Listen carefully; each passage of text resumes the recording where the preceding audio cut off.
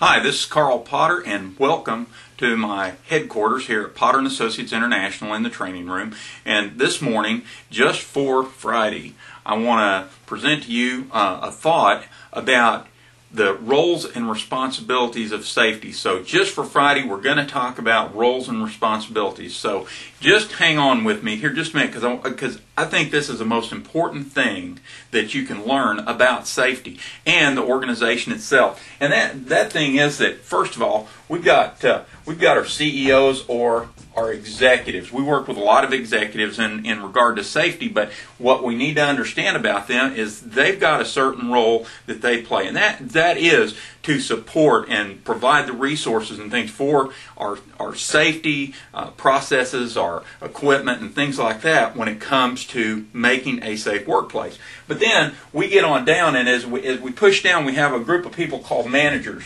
And with those managers, and sometimes they're middle managers, upper managers, and there's kind of a lower echelon of managers that are closer to the workforce.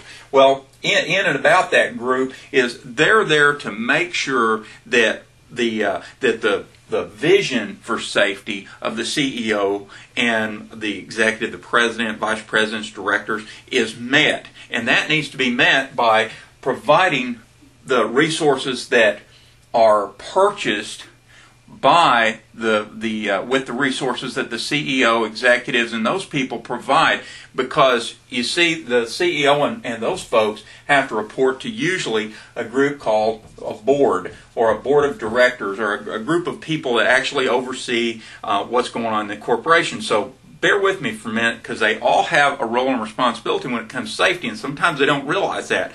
But what I want to talk to you about, wherever you are, whether you're an executive or whether you're one of the workers, we'll get to you in just a minute. You play a role and a responsibility with safety again.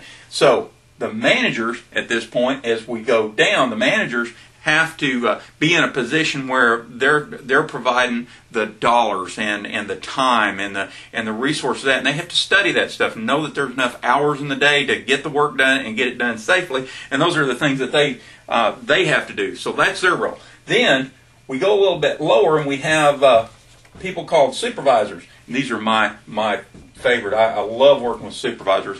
They're a great group to work with, and they have a specific role.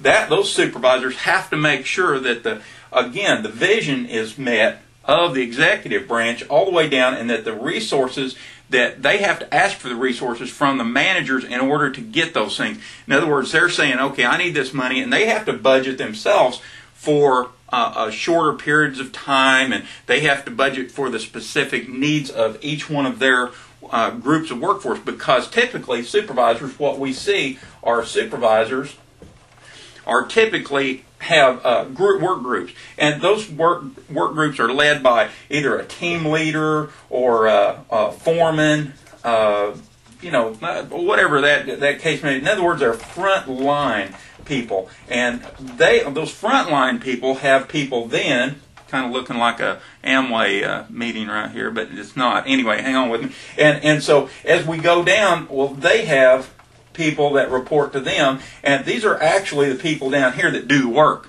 And get that, these are also the people that are going to get injured on the job site. And you get that, right? So when it comes to safety, when the bottom line comes, when we say safety and we talk about an organization, well, we've got to have support from this group. We've got to have the resources to meet the support and the vision of this group here. And the supervisors have to be the people that hold the crew leaders, foremen, people like that, and the frontline leader, the person out there leading a group of workers, accountable for following safe work procedures, wearing their PPE, and that is the job of that supervisor. Besides just scheduling work, believe it or not, that's, scheduling work is part of it, but scheduling safety, meaning scheduling and setting the tone. They're the first line of that setting the tone for the responsibilities and accountabilities of safety. So that's what we got to grasp onto. Then our frontline leaders have to work with these supervisors to hold that workforce specifically accountable for specific procedures, specific things that are going on in the workplace, because that, again, let me remind you, that's where people get hurt, and you know that. And that just ought to make sense. Now, just for Friday, what I'd like for you to think about, if you're watching this video, think about yourself. Are you a CEO? Are you a president? Are you a vice president? Okay, what's your role and responsibility? What are you doing every day to help make it a safer workplace? Again, are you a middle manager, a upper manager, or a lower manager? What are you doing to make sure that your supervisor is got everything they need to support the workforce out here and them following the safe work procedures?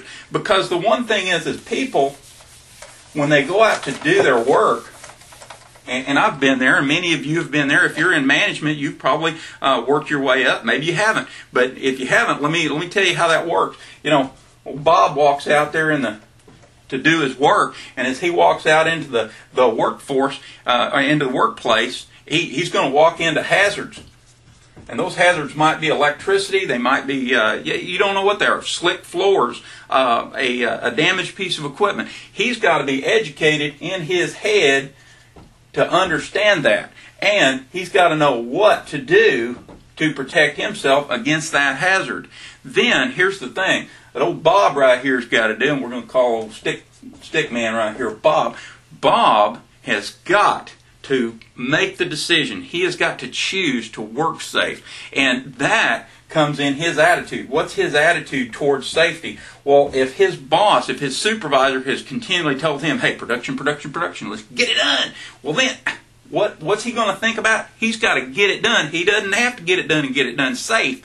But that's what I try to help supervisors understand is when you're talking to your folks, help them understand that it doesn't, yeah, it's going to take a certain amount of time, and every job takes a certain amount of time. But every job, every task can be done, absolutely can be done without an injury.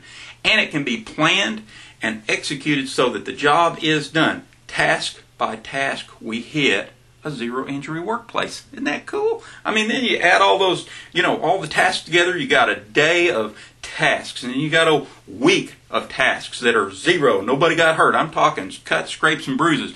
Nothing happened, and nobody got hurt. And then we've got a month. Put those 12 months together, what do we got? That's right, we got a whole year. So at the same time, the roles and responsibilities of everyone are to provide an environment where everyone can choose or take responsibility and respond to that so that they can choose to work safe. That's wearing your seatbelt, that's wearing your safety glasses, wearing your hard hat when you need to, checking that equipment dead every single time, because we find that it's those critical procedures that are missed that send people to the hospital and in some cases send them to the morgue.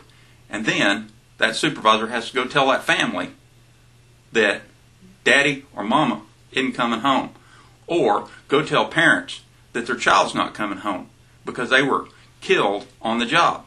Hopefully that it's we're coming to get you, take you to the hospital, your loved one is okay, but they've been injured on our job. And that's a hard thing for you to do. We should focus on doing absolutely every task without an injury, and it can be done. Absolutely. Now, with this, just for Friday, I want to encourage you something. I'm going to be in Dallas, Texas next week.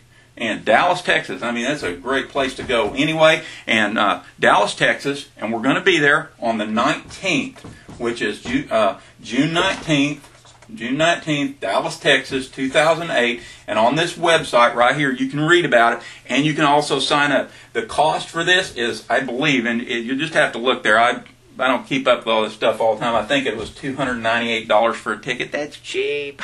With what you're going to get, we're going to spend some time together talking about it. And it probably won't be a great big crowd, but just come on and let's talk about safety. We're going to talk about safety from the morning to the afternoon. We're going to do one-on-one. We're going to provide you lunch. We're going to bring some books and T-shirts, and we need your T-shirt size, by the way. And we're just going to have some fun. We're going to talk about safety. And when you leave that as a supervisor, a manager, a CEO, or a worker who just wants to be a supervisor, you're going to understand more about how to get each and every person to focus on that task of working safe and finishing that job without a cut, scrape, or bruise, so that each and every employee gets to go home to their family every day without injury. Isn't that the job?